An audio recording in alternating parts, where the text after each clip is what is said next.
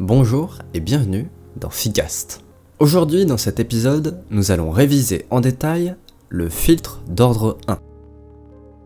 Tout d'abord, mettons-nous d'accord sur les notations des grandeurs importantes. On note H, la fonction transfert du filtre, qui correspond à l'impédance de sortie, divisée par la somme des impédances de la maille.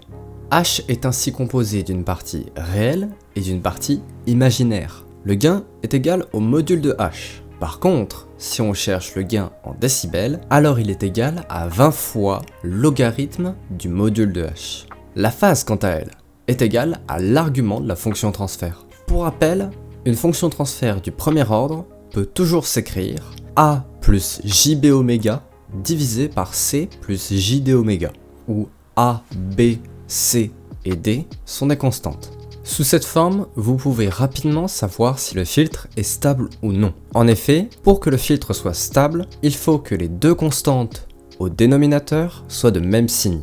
De même, comme on l'a vu dans l'épisode sur la notation complexe, J oméga correspond à une dérivée d'ordre 1. Les filtres d'ordre 1 ne contiennent donc pas de dérivée d'ordre supérieur. Dans le cas des filtres d'ordre 1, nous avons deux grands types de filtres, les passes bas et les passes hauts.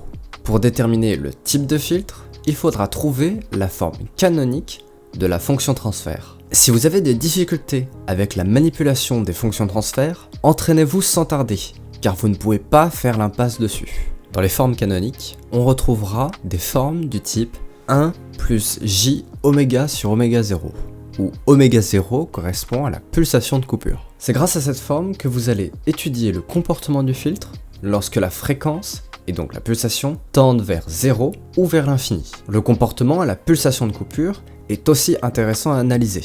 L'étude du filtre RC, qui est un filtre passe-bas passif car il ne comporte ni Ali ni transistor, est un bon exercice type pour revoir les filtres d'ordre 1. Dans ce dernier, c'est le condensateur qui est aux bornes de la sortie. Par contre, si on échange les deux composants, on obtient un passe haut. Enfin, la constante de temps, qui est l'inverse de la pulsation de coupure, doit être positive non nulle, car sinon, le filtre est instable. Ce sera tout pour cette fois, et on se retrouve dans le prochain épisode pour parler des filtres d'ordre 2. Bye bye!